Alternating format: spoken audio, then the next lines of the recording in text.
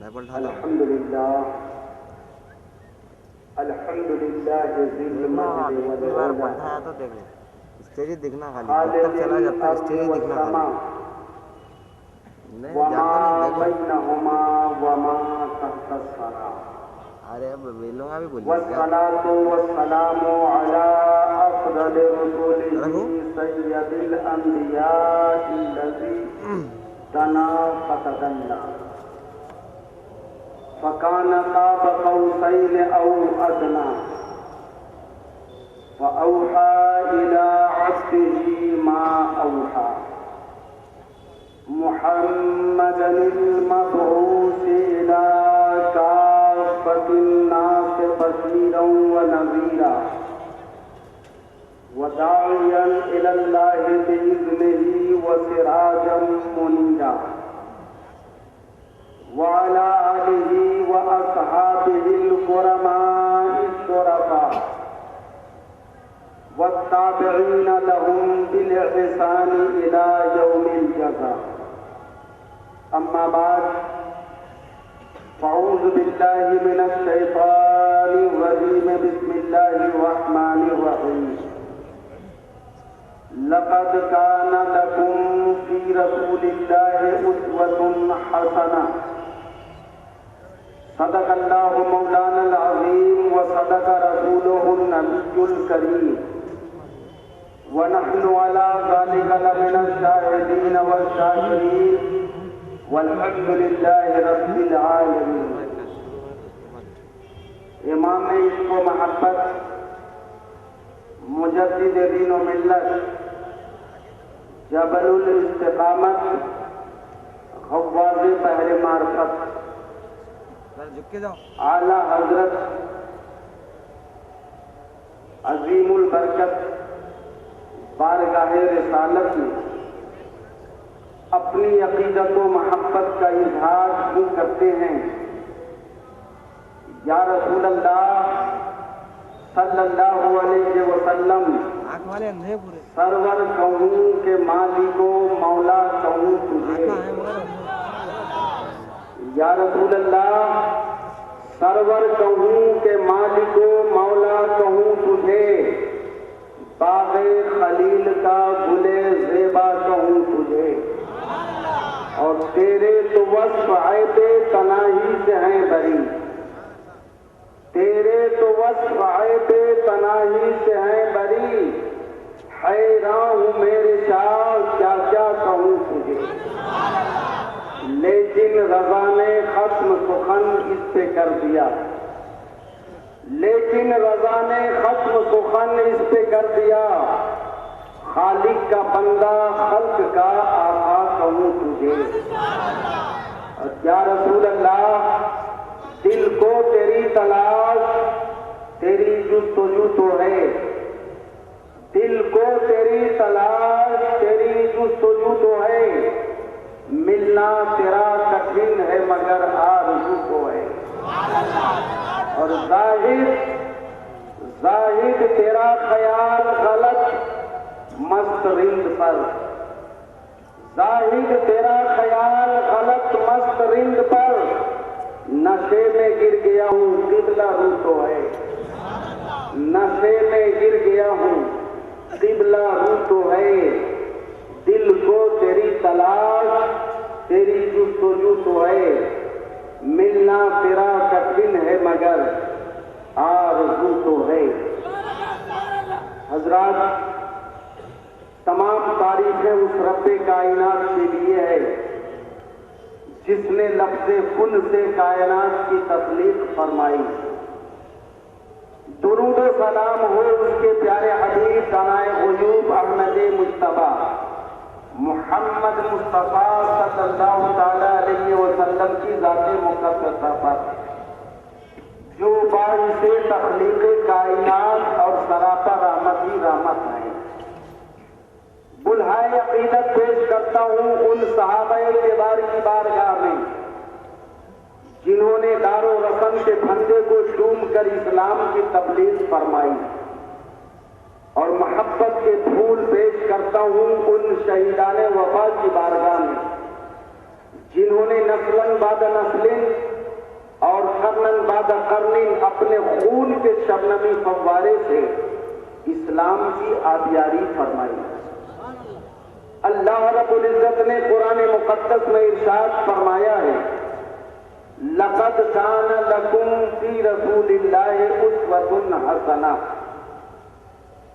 تحقیق کہ تمہارے لیے رسول کی حیات طیبہ میں بہترین نمونہ عمل ہے۔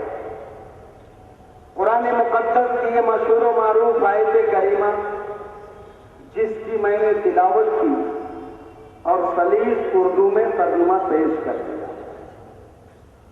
آپ سب کے لیے ہمارا چہرہ اجنبی چہرہ ہے اور آپ سب کے چہرے ہمارے لیے اجنبی، ہمارے اور آپ کے چہرے میں اجنبیت ہے، لیکن روح ایک دوسرے سے اجنبی ہے۔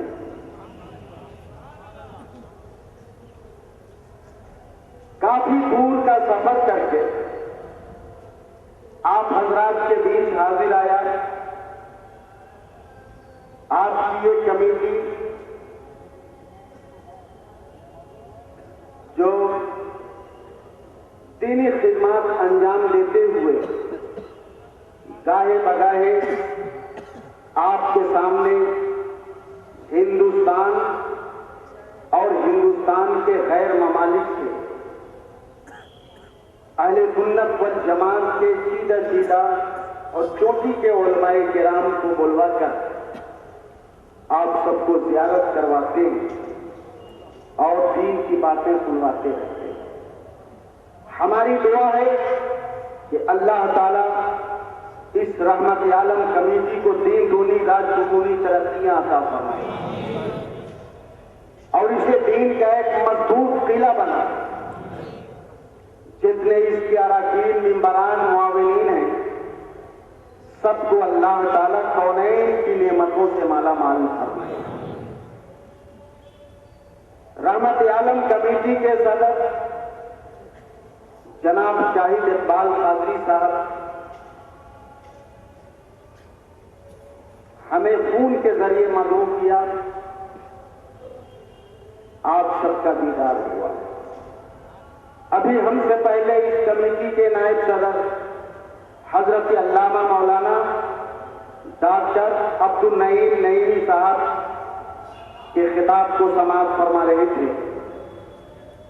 وہ اپنی نصیحت آمیز اور بصیرت افروز تقریر سے آپ سب کو نواز رہے تھے۔ تھوڑی دیر ہمیں آپ کی توجہ چاہیے، ہم آپ سب کے مزاج سے ناواقف ہیں، اس لیے جب ہم اور آپ شانہ بشانہ دو چار قدم چلیں گے پھر ہمیں آپ کے مزاج سے واقفیت ہوگی اور ہمارے مزاج کو آپ سمجھیں گے۔ ہمارے بائیں جانب ذمہ داران حضرات کرسی پر تشریف فرمائیں، کچھ حضرات دائیں جانب تشریف لے آئیں تاکہ اسٹیج کا بیلنس بالکل برابر ہو جائے۔ بائیں جانب سے کچھ حضرات دائیں جانب کرسیاں خالی ہیں، تشریف لے آئیں اور پوری توجہ کے ساتھ آپ سماعت کریں۔ ہمیں دیکھنا یہ ہے کہ میں کہاں تک آپ کو دے پاتا ہوں اور آپ سب کہاں تک دین کی باتیں حاصل کر پاتے ہیں، میری باتوں کو کس حد تک آپ سمجھ پاتے ہیں۔ میں اتر پردیش سے چل کر آپ کے بیچ آیا ہوں، حیدرآباد کا نام سنتا تھا، لیکن ہماری خوش نصیبی آپ کے بیچ آ کر اپنے سر کی آنکھوں سے دیکھ رہا ہوں۔ آج کی شب بڑی ہی متبرک شب ہے کہ اس رات میں حکمت کے امور تقسیم کر دیے جاتے ہیں اور آپ اسی تقسیم کو لینے کے لیے قسیم بن کر بیٹھے ہوئے۔ انشاءاللہ رب قدیر اپنے پیارے حبیب کے صدقے میں آپ کے نصیب میں اچھا حصہ عطا فرمائے گا۔ کائنات کا ذرہ ذرہ بے پناہ معجزات تخلیق کا مظہر ہے۔ فطرت کا ہر منظر اپنے خالق کی ندرت کاری کا عظیم ترین ثبوت ہے، لیکن یہ بھی ناقابل تردید حقیقت ہے کہ زمین کے ذرات سے لے کر آسمان کے سورج تک، بیج سے لے کر پھولوں تک، ایک معمولی جرثومہ حیات جسے چونٹی کہتے ہیں، ایک چونٹی سے لے کر ہاتھی جیسے عظیم الجثہ جانور تک، کائنات کی جتنی مخلوقات ہیں، جب ہم ان مخلوقات کی حقیقت و ماہیت پر نگاہ ڈالتے ہیں اور بغور دیکھتے ہیں تو ہمیں کسی نہ کسی کمی اور عدم تکمیل کا شدت سے احساس ہوتا ہے۔ یعنی رب کائنات نے کسی مخلوق کو کامل نہیں بنایا۔ بات ذہن میں رکھیے گا، رب کائنات نے کسی مخلوق کو کامل نہیں بنایا، کوئی نہ کوئی کمی رکھا، کہیں نہ کہیں کوئی کمی رکھا۔ مخلوقات کی حقیقت و ماہیت پہ غور کیجئے تو کوئی نہ کوئی کمی نظر آئے گی۔ رب نے کامل کسی کو نہیں بنایا، کیوں؟ اس لیے کہ اگر مخلوقات میں کسی کو رب قدیر کامل بنا دیتا تو رب کا محبوب بے مثال بنتا، جواب بن جاتا، مثال ہو جاتا۔ رب نے کامل و اکمل بنایا ہے تو صرف اپنے محبوب کو بنایا ہے، باقی ساری مخلوقات میں کوئی نہ کوئی کمی رکھا تاکہ جواب نہ بن سکے۔ صرف اتنے فارمولے کو اپنے ذہن میں رکھیں تو کوئی بھی شخص نبی سے برابری کا دعویٰ نہیں کر سکتا۔ کیوں؟